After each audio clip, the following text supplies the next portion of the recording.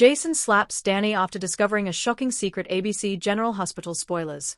Port Charles rarely knew silence. Its heartbeat pulsed through the docks, through every Quatermain argument, through every Corinthos confrontation, and every whispered secret in the shadows of General Hospital's sterile corridors. But tonight felt different. A storm was coming. A storm with a name. Since returning from his long disappearance, Jason had tried to restore the fragments of his life, his sons, his relationships, the ghosts of old loyalties. He moved like a man caught between two worlds, the life he once lived and the one he never got to finish. Danny was the one constant he had left. His firstborn. His pride. His heart. Jason had promised Sam he would never bring danger back to Danny's doorstep. He swore he would protect him, even if it meant staying away. Danny resented that. A fire had grown inside him over the years, something unstable, unexplored, and dangerously close to breaking. Jason didn't see the change. Until it was too late. Danny Morgan wasn't the boy the world remembered. At 18, he had Jason's intensity, Sam's stubbornness, and a restlessness that neither parent fully understood. While he had inherited his father's silent strength, he also inherited something darker, a fascination with the shadows Jason once mastered. Lately, Danny had been more distant, coming home late, hiding things, deflecting questions. Sam sensed it but chalked it up to teenage turbulence. Molly encouraged her to give Danny space. Even Dante, trying to help Jason ease back into the role of fatherhood, suggested patience. But Jason felt something off. A chill. A familiar emptiness. Danny wasn't just acting out. He was hiding something. Something big. And tonight, Jason would finally discover it. The evening began with a knock, hard, urgent, almost frantic, at Sam's penthouse door. Jason stood there, tense, jaw clenched. Jason. Sam blinked. What's wrong? Is Danny home? Something in Jason's voice made her throat tighten. Fear. Anger. A father's dread. His upstairs. Why? Jason didn't answer. Instead, he walked past her, swift and silent, eyes fixed like a hunter closing in on prey. Sam followed, already anxious. Jason stopped at Danny's bedroom door. Voices inside. Whispered. Panicked. Jason pushed the door open. And the truth exploded into the room. Danny stood with a backpack half-zipped, and from it spilled out stacks of cash. A burner phone. A handgun, small, but very real. Black gloves. A key card labeled, Pier 47, Storage Unit 11C. Jason's face turned to stone. Sam gasped. Danny. Oh my God, what is that? Danny's world froze. Caught. Exposed. It's not what you think, Danny muttered. Jason's voice dropped. Then tell me what it is. Silence. Danny swallowed hard. I can't. Jason stepped forward. Danny, why do you have a gun? It's not loaded. That's not the point. Danny backed away, but Jason's gaze followed like a laser. Every breath in the room felt heavy, suffocating. The tension snapped. Jason reached down, fast, and pulled the burner phone from Danny's pocket. Notifications flooded the screen. A contact list with names Jason recognized from his darkest years. Known players. Men tied to illegal shipments. The kind of people who didn't talk unless they smelled danger. Jason's heart stopped. Danny had been communicating with a crime ring. Danny, Jason whispered, voice trembling. What are you involved in? Danny clenched his jaw. Nothing. You don't understand. Jason grabbed his arm. Make me understand. Sam tried to step between them. He's scared. Jason, don't push. Jason ignored her. He was losing control. Fear was taking over. You're working with these men. Jason demanded. Danny's silence was answer enough. Jason felt something erupt inside him, raw, primal, desperate. And then, Jason's hand connected with Danny's cheek. The sound cracked through the room like a gunshot. Sam screamed. Jason, no. Danny staggered back, hands slowly rising to his face, shock flooding his eyes. Jason froze, horrified at himself, but unable to breathe. The damage was done. A line had been crossed. Danny stared at Jason with a betrayal so deep it cut through the air. You hit me, he whispered. You actually hit me. Jason stepped back as if he'd been struck himself. I didn't mean. Yes, you did, Danny snapped. You always think you can scare people into telling the truth. Well, I'm not one of your soldiers. Danny, please. Jason tried again. But Danny wasn't listening. You weren't here. Danny's voice cracked. You don't get to come back and suddenly judge my life. You don't get to act like some perfect father. Sam grabbed Danny, trying to calm him, but he pulled away. Jason's voice was breaking. I'm not judging you. I'm trying to protect you. Danny glared. You don't even know what I'm doing. Jason fired back. Then tell me. Danny's eyes dropped to the ground. I can't. That answer felt like another slap to Jason's heart. Danny stormed toward the door. Danny, stop. Sam cried. He didn't. He left without another word. And Jason stood there in the doorway, breathing ragged, as if his entire world had collapsed. Sam turned on Jason like a lightning strike. What the hell were you thinking? She screamed. Jason rubbed his forehead, his voice hollow. I didn't mean to. But you did. You hit our son. Jason, you never. I was scared, Jason admitted.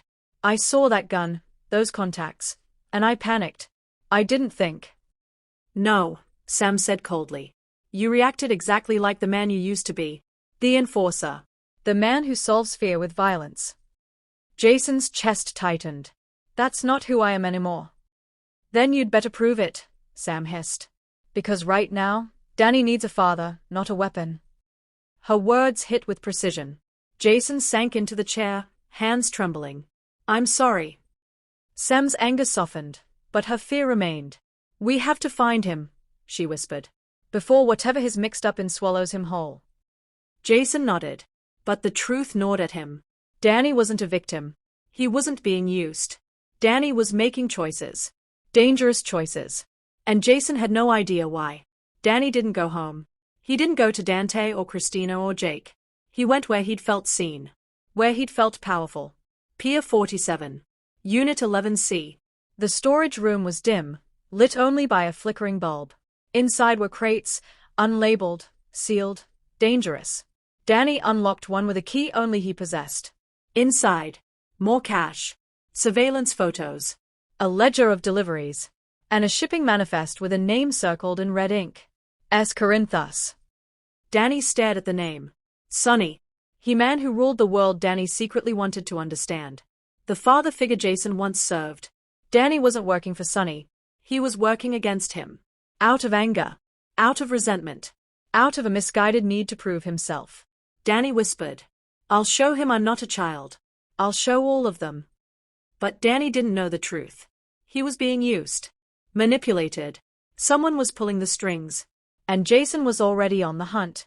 Jason returned to his old instincts because he had no choice, not as an enforcer, but as a father. He contacted Dante, Spinelli, and even Elizabeth to check if Danny had reached out to Jake. He searched Danny's GPS. Nothing. Spinelli hacked the burner phone. Still nothing. But one clue stood out. Pier 47. A place Jason knew too well. Jason rode his motorcycle through the fog, headlights slicing through the night. Every second felt like a countdown. Every heartbeat threatened to break. When he reached the pier, he saw footprints in the mud leading toward the storage units. And the door to 11C was cracked open. Jason drew in a slow breath. Danny, please be in there. He pushed the door open. But Danny wasn't alone. A figure stood in the shadows behind him. A man Jason recognized instantly. Dex Heller. Jason's jaw tightened. Dex stepped forward. I didn't want it to happen like this. Jason moved closer. What are you doing with my son? Dex lifted his hands. Helping him. Because he thinks you won't. Danny flinched. Jason, listen. But Jason's blood ran cold. Because he finally understood. Dex hadn't recruited Danny. Danny had gone to Dex. For revenge. For validation. To hurt the father he felt abandoned him. Jason's heart shattered. You think Dex is your family, he whispered. You think he can protect you better than I can. Danny refused to answer. Jason's voice shook with something he had never felt so deeply. Fear of losing his son. Before Jason could pull Danny out, a voice echoed through the unit. Touch the boy, Morgan, and you die tonight. From behind the crates, armed men emerged. 3, 4, 5. They all wore the same insignia, a black serpent. Jason stiffened. He knew that symbol. A criminal faction long believed destroyed. The Serpent Society, a rival mob group once shut down by Sunny and Jason years ago. And now Danny was tangled in their web. Their leader stepped forward, tall, lean, eyes sinister. Danny has been very useful, he smirked. Smart kid. Knows how to get information through doors you can't. Danny froze. Jason's stomach dropped. You used him, Jason snarled. We recruited him, the man corrected. He came willingly. Danny felt sick. I didn't know. Yes, you did, Jason said quietly. You knew something was wrong, you just didn't care. Danny's eyes filled with regret. But it was too late. Gunmen raised their weapons. Dex positioned himself in front of Danny. Jason stood beside him. For one terrifying moment, Danny saw something he'd never seen before. Jason wasn't a legend. He wasn't invincible. He was a father. A terrified father. And Danny had put him in danger. Chaos erupted. Jason knocked aside one gunman, disarming him with brutal precision. Dex took down another. A third lunged at Danny, but Jason threw himself between them. Get back! Jason shouted. Danny ducked behind a crate as bullets cracked through the air. Jason and Dex fought back-to-back, a violent blur of fists and gunfire. But they were outnumbered. Danny watched in horror as more serpent soldiers flooded the room. Then, a gun clicked behind him. Danny turned slowly. The leader's pistol was pointed at his chest. You should have stayed home, boy. Danny froze. The leader smiled. You see, Jason? This is what happens when children try to play in the dark. Jason dove forward. Too far. Dex grabbed a fallen weapon. Too late. Danny closed his eyes. The leader pulled the trigger. Click. Empty. Jason tackled him with a roar. Dex pulled Danny out of the way. The remaining serpents fled into the night as sirens blared in the distance. Dante had arrived. Jason collapsed to his knees beside Danny, shaking. Danny didn't know what to say. There were no words. After the police swarmed the pier, Jason and Danny sat together on the back of the ambulance. Neither spoke. Jason stared at his hands, the same hands that fought for Danny, the same hands that had hurt him. Danny finally whispered. I didn't know they were using me. I swear. Jason closed his eyes. But you knew you were doing something dangerous. You knew you were lying to us. Danny looked down. I was angry at you. I know.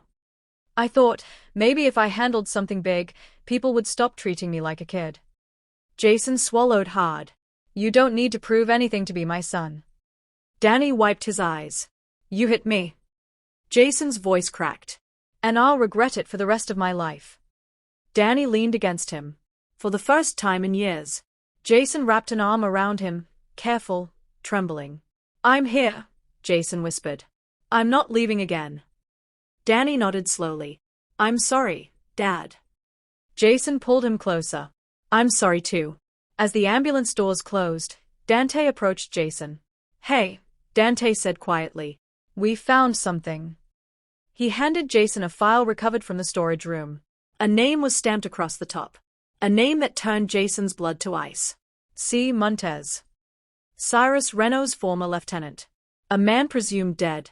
Jason looked up, murderous. His back, Dante said. Jason nodded. And he used my son. The storm wasn't over. It had only begun. Danny was safe, for now. Jason had his son back, for now. But the war heading toward Port Charles was bigger than any of them realized. Behind closed doors, a voice whispered. Jason Morgan crossed a line tonight. Now we cross his. The Serpent Society wasn't done. C. Montez wasn't done. And soon, neither would Jason be. Port Charles would shake again. And the name Morgan would be at the center of the storm.